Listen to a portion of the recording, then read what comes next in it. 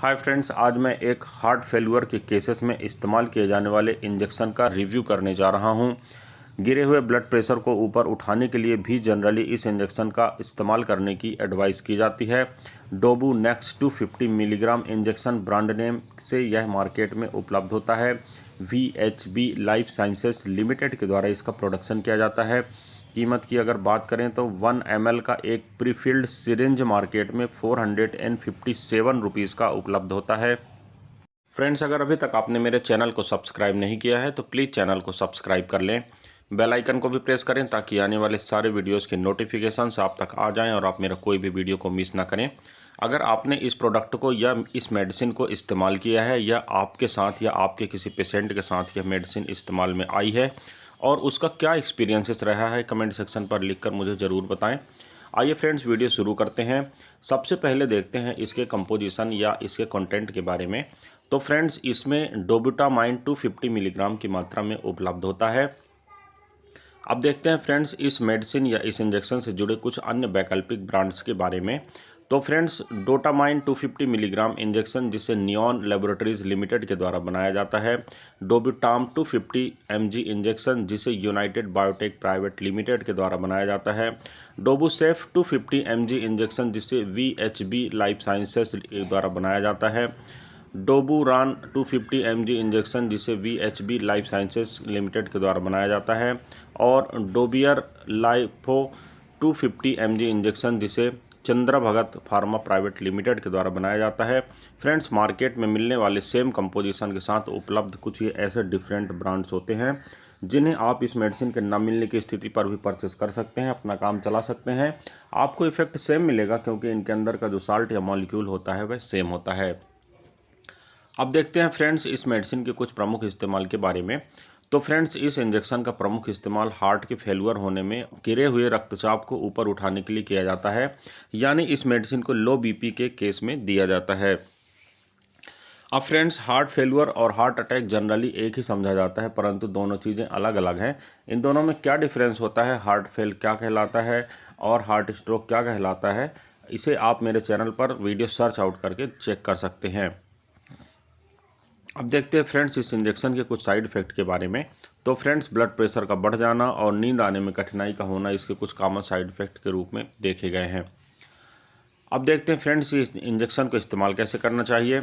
तो फ्रेंड्स, आपका जो डॉक्टर है, आपका जो प्रिस्क्राइबर है, वह आपको इस मेडिसिन को देगा, एडमिनिस्टर करेगा। आपको सेल्फ मेडिकेशन नहीं करना है। यह मेडिसिन जनरली ICU के अंदर इस्तेमाल होती है, बहुत ही घातक किस्म की मेडिसिन होती है और अत्यंत यूज़ में आने के बाद आपको इस्तेमाल करने की एडवाइस की जाती है। अतः बेहतर होगा कि आप सेल्फ एडमिनिस्टर ना करें। इसे ड्रिप के साथ मिक्स करके दिया जाता है। इसके अलग अलग रेजिमेन होते हैं, इसलिए कार्डियोलॉजिस्ट डॉक्टर को ही रहने दें। आप कार्डियोलॉजिस्ट ना बने या आप विशेषज्ञ ना बने, आप स्वयं चिकित्सा ना करें। डॉक्टर के द्वारा प्रिस्क्राइब करने पर ही आप इस मेडिसिन को इस्तेमाल करें।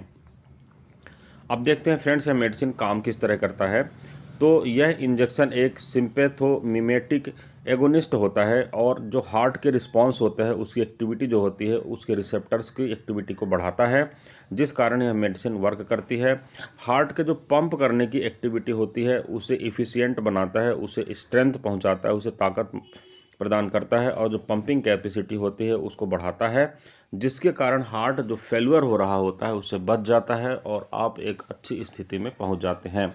आपका ब्लड प्रेशर गिर रहा होता है चूँकि हार्ट अच्छी तरह से पंप नहीं करता है और उस कंडीशन पर यह मेडिसिन आपके गिरे हुए ब्लड प्रेशर को ऊपर उठाती है, ब्लड को अच्छी तरह से फ्लो करती है आपकी बॉडी के अंदर और आप धीरे धीरे स्वस्थ हो जाते हैं। अब देखते हैं फ्रेंड्स इस मेडिसिन से जुड़ी कुछ अन्य बातों के बारे में। तो फ्रेंड्स, इसे हेल्थ केयर प्रोफेशनल्स के द्वारा, जैसे डॉक्टर्स हो गए या नर्स हो गए, इनके द्वारा ड्रिप में मिलाकर दिया जाता है। इसलिए मैं आपको बार बार सजेस्ट कर रहा हूँ कि आपको इस मेडिसिन को सेल्फ मेडिकेट कभी नहीं करना चाहिए। आपके खून में सोडियम और पोटेशियम के लेवल की निगरानी करने के लिए आपका जो डॉक्टर होता है वह इस मेडिसिन देने के दौरान नियमित रूप से इसका ब्लड टेस्ट करा सकता है। यह आवश्यक होता है, इसके लिए आपको आनाकानी नहीं करना चाहिए। अगर आप गर्भवती हैं या प्रेगनेंसी की प्लानिंग कर रहे हैं या स्तनपान करा रहे हैं तो आपको इस बारे में डॉक्टर से उचित परामर्श करना चाहिए, उसके पश्चात ही मेडिसिन का एडमिनिस्ट्रेशन करना चाहिए।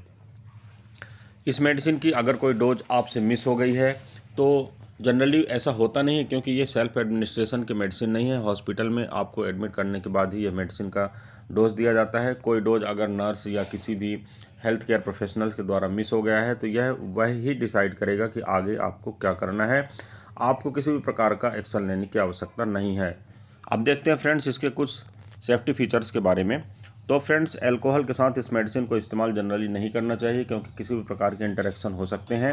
अभी तक इसमें कौन से इंटरेक्शन होते हैं इसकी विशेष जानकारी उपलब्ध नहीं है।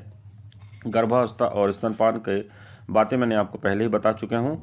अब मैं ड्राइविंग मोड की बात करता हूँ कि अगर आप इस मेडिसिन को लेते हैं और बेहतर महसूस करते हैं, ठीक होते हैं, तो भी आपको सेल्फ ड्राइविंग करके वाहन नहीं चलाना चाहिए, क्योंकि यह किसी प्रकार के कॉम्प्लिकेशंस को पैदा कर सकता है।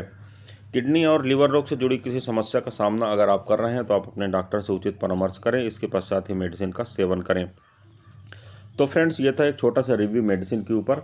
मेरे द्वारा दिया गया सारा विवरण केवल आपकी जानकारी के लिए है। किसी भी दवा का सेवन करने से पहले आपको अपने डॉक्टर से उचित परामर्श करना चाहिए, इसके पश्चात ही मेडिसिन का सेवन करना चाहिए। सिर्फ वीडियो के आधार पर मेडिसिन का सेवन करना हानिकारक हो सकता है, आपको इन सारी चीज़ों से बचना चाहिए। इस वीडियो में फ्रेंड्स बस इतना ही है। किसी अन्य अच्छे इंटरेस्टिंग टॉपिक के साथ आपसे फिर मुलाकात करता हूँ। तब तक के लिए गुड बाय। आपका दिन शुभ हो। जय हिंद।